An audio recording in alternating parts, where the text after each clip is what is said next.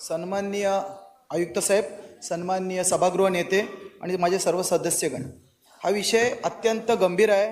कारण 2017 जो ठराव आलेला आहे 118चा, श्रीमती सविता सांगळे मॅडम यांनी जो ठराव आणलेला आहे फोर्टिसचा 118 नंबरचा, त्या ठरावामध्ये 2017 मध्ये ॲग्रीमेंट आपण संपवलेली आहे, ॲग्रीमेंट कॅन्सल केलेली आहे आणि 2027 आता 10 वर्ष होतील.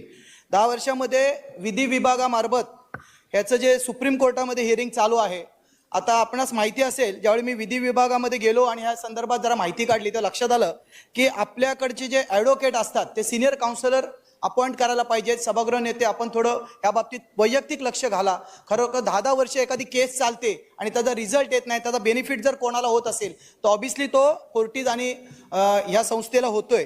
परंतु ते करत असताना न्यायालयीन प्रक्रिया चालू आहे. मला माहिती आहे की त्यात किती वेळ जाईल माहिती नाही, पण तो सभागृह नेत्यांना मला विनंती करायची आहे या संदर्भात की सभागृह नेते ह्या संदर्भात जर आपण एक कमिटी अपॉइंट केली आणि फोर्टिसची महापालिका आणि फोर्टिस यांची जर एखादी मीटिंग ऑर्गनाईज केली आणि त्याच्यातून रस्ता काढला की लिगल ज्यावेळी होईल त्या होईल, परंतु तोपर्यंत तरी मॅडमनी जो प्रस्ताव मांडला की 20% जागा राखीव ठेवाव्या, तर 100% त्याच्यातून आपल्याला म्हणजे नागरिकांना नक्की त्याचा लाभ देता येईल. फक्त लिगलमध्ये न अडकता आपण वैयक्तिकरित्या सभागृह नेते पुढच्या वेळी जर असा ठराव आणला आणि समिती स्थापन केली आणि फोर्टिसशी आपण बोललो, कारण सरकारमध्ये पण आपले मंत्री आहेत, पालकमंत्री पण आहेत आपल्याकडे आणि आपले नेते पण आहेत, गणेश नाईक साहेब यांनी पण जर या गोष्टीचा खरोखर नागरिकांना फायदा होईल. फोर्टिस हॉस्पिटलमध्ये असा एक मेसेज जातो, ज्यावेळी आम्ही आंदोलन करत होतो या संदर्भात, तेव्हा असं लक्षात येतो की फक्त नगरसेवकांची नातेवाईकच फोर्टिसमध्ये ॲडमिट होतात का, असा जो प्रश्न आणि आरोप आपल्यावर होईल सभागृहावर, तो अत्यंत चुकीचा आहे.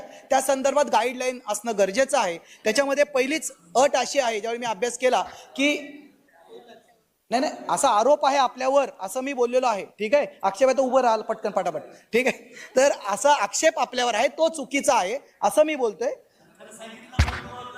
हां ठीक आहे, म्हणजे ते आता बोलू शकत नाही सभागृहामध्ये. ठीक आहे, तर जो आरोप आहे तो निघून जाईल. त्याच्यामध्ये कंडिशन अशा आहेत की जे पिवळे रेशन कार्ड आहे यांच्यासाठी ती फॅसिलिटी आहे. आज नवी मुंबई महापालिकेमध्ये एकही असं मला वाटत नाही की पिवळे रेशन कार्डाचे खूप कमी लोक, सॉरी नाही पिवळे रेशन कार्डाला आपण तिथं हे करतो, ॲडमिट करतो असं त्याच्यामध्ये आहे मॅडम. नाही पण आहे, पण करताना कुठल्याही लोकांना ॲडमिट करतात, जसा रेफरन्स जाईल तसं ॲडमिट होतं असं मी माहिती काढलेली, आपण माहिती घ्यावी.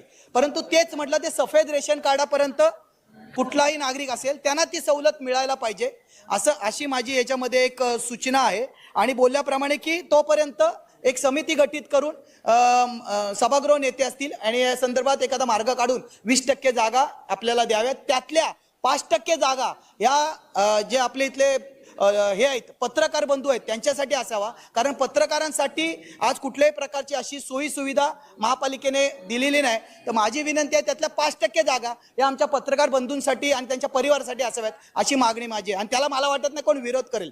धन्यवाद, आपण मला बोलायची संधी दिली त्याबद्दल धन्यवाद.